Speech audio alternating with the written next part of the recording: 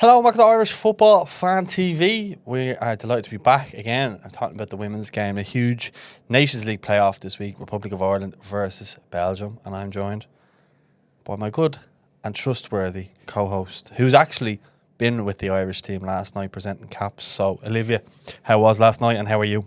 It was actually brilliant, Paul. When I went in, and seeing the girls, they made me feel very welcome and appreciating of me being there. But I was in awe of them, because to me, they're all superstars now, and I actually got embarrassed when I went in. But for me to be asked to do it, that was an absolute privilege and an honour. And to hand some girls their first caps and some girls their second cap, and they're doing a new thing now in the FAI. It's the amount of games you play a year. So, like Kate McCabe, she played 9 times this year. Rio played 5. So that's the way they're doing it now, where they usually just get a cap for the Euros. But now they're doing it individually, which I think is brilliant, because you're getting a cap for every game you're playing, not just for a championship.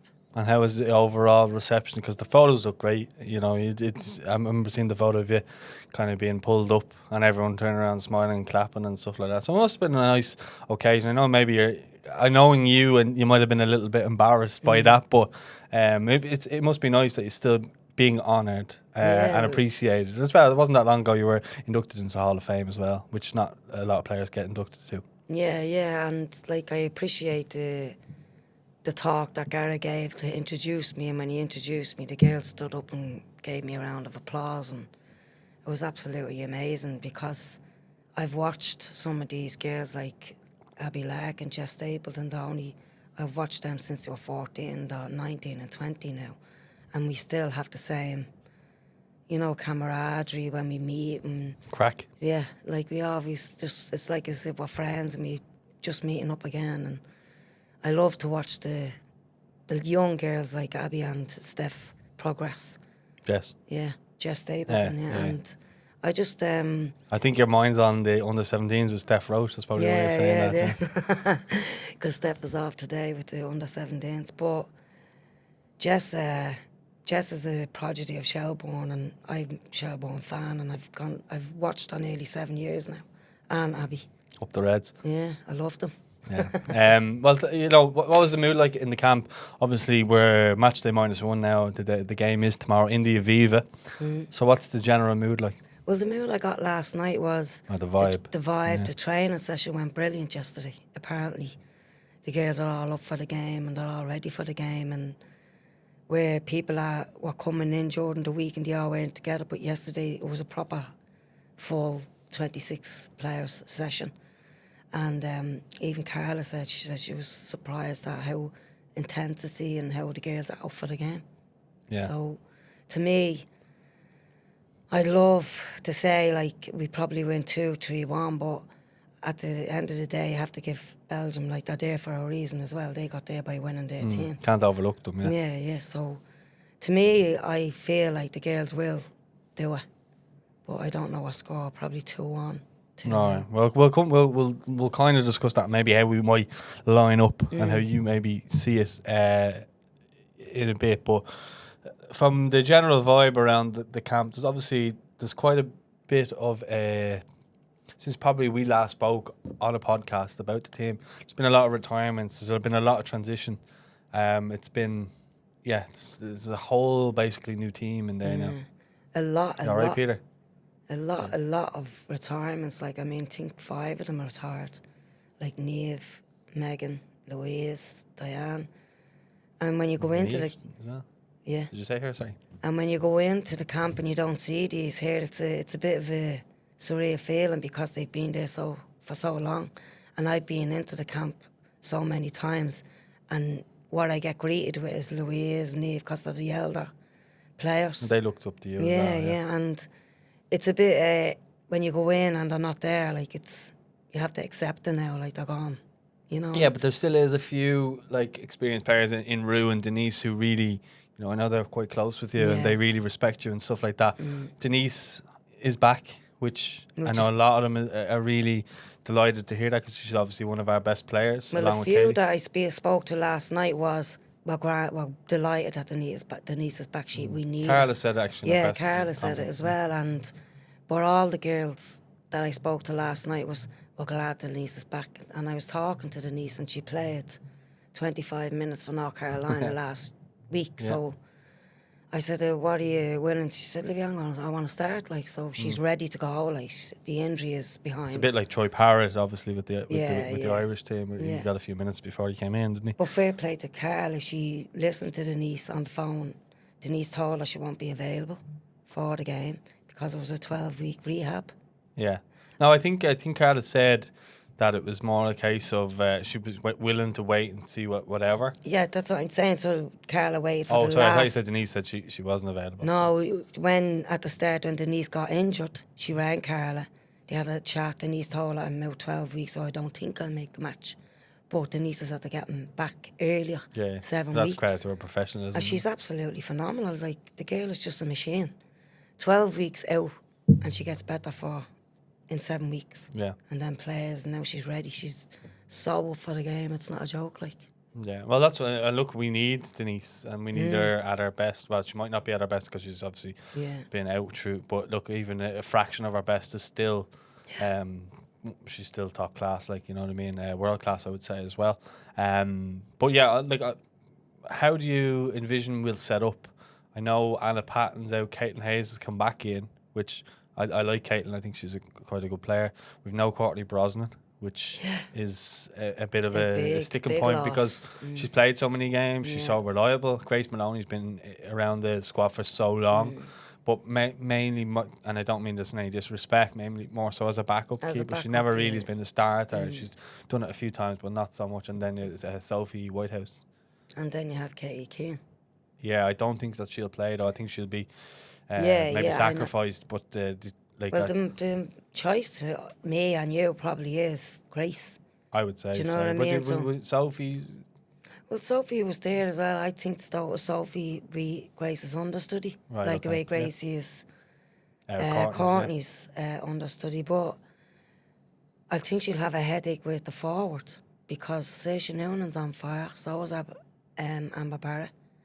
Maria Sheaver's doing well with Sunderland. Caruso is on fire, so she has great options for up front. I think Caruso was left out of the team the other day. She was saying, Carla, so she was saying she was frustrated. Saoirse Noonan did one of the media days that I was at, and she spoke about how it's almost frustrating for her to be scoring so much at club level, and then when she comes into Ireland, maybe she doesn't fit the system for the specific games because. Generally speaking, we are Ireland, and we generally know that even with the men's team as well, like there is a case of some games we will be underdogs and we need to sit in, and it won't be a game for the goal scorer. You need someone who's going to maybe run the channels and work or hold the ball up even, which is kind of Caruso's game. Not so much maybe Saoirse's, but Saoirse's a goal scorer. It's just someone who's scored a goal for you. Yeah. So it's finding that balance. Is this a game where you could play with a goal scorer? I'd probably say it could be. So it will be interesting whether she would go with a 1 or a 2 up top or whatever way. What way do you think I think the 2 up front, she should go with the 2 up front and start off. And what formation? Is that a 3-5-2 then? That's a 3-5-2, or else it could be a 4-4-2. Okay. You know, because we have Denise back. Denise can hold the midfield. Real and I'd rather pack the midfield.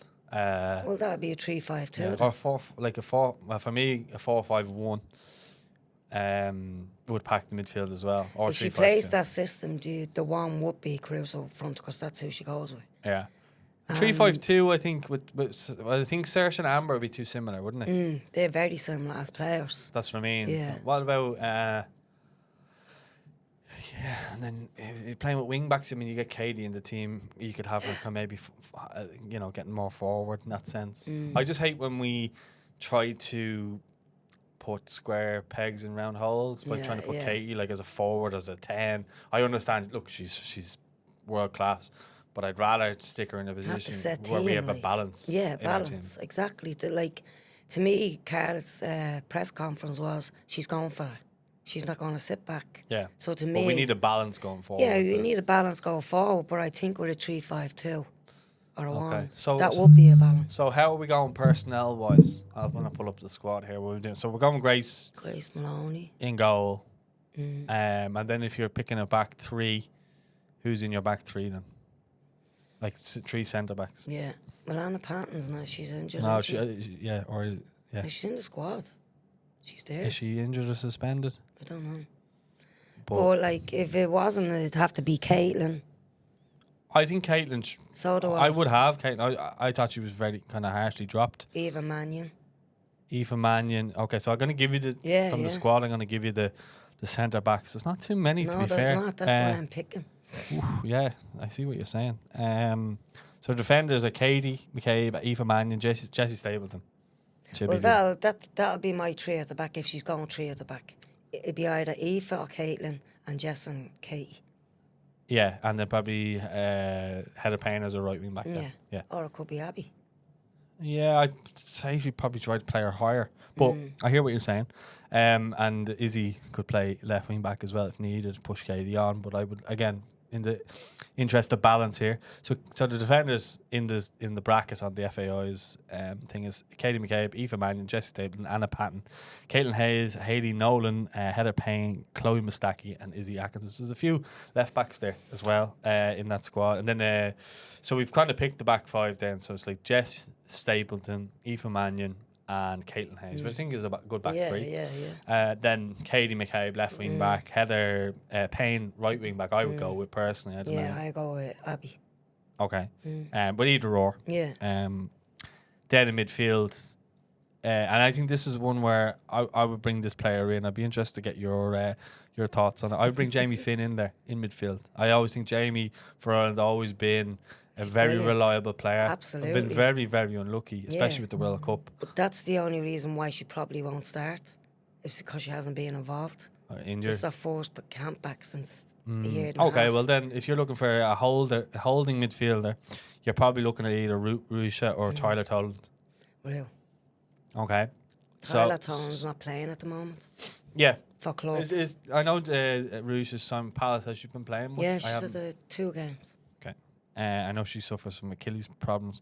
So then your other midfielders, and I know, look, Denise would probably be the higher of the midfield. So you've one more midfielder to pop in beside either Marissa Shiva, Lucy Quinn, or Jamie Finn or Tyler Toland. That's why I think Jamie Finn could be a good option beside Rue. Carla seems to be favouring Lucy Quinn in that role. Right, okay. She's played her twice there. Yeah, okay, we can go with So I think if I was going with somebody, I'd go with Marissa Shiva. Marissa Shiva, yeah. Yeah. She's playing well with Sunderland. She's on fire. She's fit. So Shiva, Little John, and O'Sullivan. Yeah. I know you know them on a first name basis, so I'm trying to not be as formal with that. So then our forwards. So in the forwards bracket, Abbie Larkin's in the forwards bracket, just so you know. So we've got Ciara Cruz, Amber Barrett, Abbie Larkin, Emily Murphy, done quite well in Parky Queeve, don't forget, scored, and Saoirse Noonan, who also I think scored in that game too. That's a headache, because they're on fire. Do you know what I would like to see? And I think maybe it's just because there's a bit of you can differentiate between the two. Emily Murphy and Saoirse Noonan together, because they're not so similar. Emily would be the runner. Exactly. And Saoirse is you see my thinking? Yeah, she's the poacher. It's hard to call, isn't it? Well, then you take Saoirse out. Amber's been there before in big games, so you could. Amber scored the weekend as well, so she's on fire. I like. But to me, Amber plays with her team. She plays the 10 role. Right. She doesn't play up front. Well, then if you go with the 2, and you had Emily Murphy, you had Amber, you could do that. I'd put Emily Murphy as the 10. Right. Okay. I know she's great on the wing. We Saoirse up front. Yeah. If she was playing the 3-5-2. Yeah, I'd be interested to see, because Saoirse never played at the Aviva as well. So, look, I think Carla might take that into the equation as well for some of the new players. Like the Aviva, it's a big game or whatever. Occasion. So Amber might make it get the nod because she's been there Experience, before. So there is that, you know what I mean? So look, it's a good headache to have, though, isn't it's it? Great Rather headache. than going, oh yes, it's going to be the same team. You know, since we last spoke, there's been Well, as I know, from listening to the girls last night, it doesn't matter who she puts on the pitch. They're all up for the game. Yeah, they're all going to give 100%. The intensity and the level. And they're ready for it. I can see it in them, And I suppose the level and training is quite good. Yeah. Well, look, that's good from our point of view. But Belgium, is there anyone you kind of fear from their side? Not really. in the rankings they're before us, but in reality, me personally, I think we just edge it, just a small little bit. Yeah, see, I think rankings go out the window when you're playing a match. Yeah. Like, do you know what I mean? It's different if you're playing in a league or something like that, and you're looking at a Yeah, team out there but- first, and we're 8th. We're going to struggle, but Yeah, but when you're listening to games, you listen to commentary. That's all you hear. Belgium is under Ireland. Why is Ireland getting beaten? Do you know, like the Yeah, ranking? I mean, you with the men. yeah. and But I don't look at. I'm just saying, I don't I really know, look at the I rankings. They don't mean either, nothing because to me. it's what happens on the day. Yeah, And I think Air Girls is actually going to win on the day. yeah. The only thing is, I think Belgium as a nation are very, very good at producing players. So I'm not surprised they are ranked where they are ranked. But as I say, when it comes to ranking, I think that goes out the window when you're playing a match. And this is a two-legged game as well, so I don't think we should be going totally gung-ho in the first leg of it as well. Be cautious, be cautious. Yeah. Suss them out and then Cautiously make your move. optimistic. Cautiously optimistic. Because it's just because of the confidence the girls have at the moment. But Belgium probably has confidence as well, because they got here like the girls. Yeah. You know, they had to go through what the girls went through. And, like, fair play to them for getting there. So, to me, just on Ireland's playing, I think they play better than Belgium.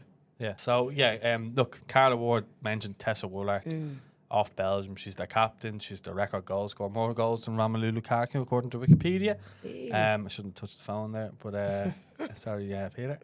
But, yeah, anyway, she's the one to watch out for there. So, like, that's where we're going to need to be from a defensive point of view. Where does she play? Striker. Oh, so she's a striker. Got top goal scorer. I mean, if you've more goals than Lukaku for Belgium, for the national team, you must be a good goal scorer. Absolutely, you must be very good. Well, But you know, Well, I mean, top scorer and all that. but stop, not me. It's not me. I'm just saying, goal scorer wise. She's the record goal scorer for Belgium. You're the record goal scorer for Ireland. Yeah, she just like. If Caitlin plays, I think probably she might subdue it, and Jess. Yeah, well, I can't see a world where they don't start if that's the If if that's it's a the three. case, yeah. It will be interesting to see what way we set up. Well, Hayley Nolan's playing great as well. Yeah, but she's not more of a fullback than a Crystal centre back. Palace. I don't know. That she was more Right foot. She had a right foot, and then she put it into centre half. okay. Which she probably could do both. It'd be like almost like a hybrid. Isn't she or on something. loan from City, Man City? No, that's Tara. She would have been on loan at Sunderland or something, isn't she? Tara O'Hanlon. Oh yeah. Yeah, she played actually for the first time in a while the last day, so hopefully she can get a run of games down and get into the squad. Yeah, She's obviously a very good player.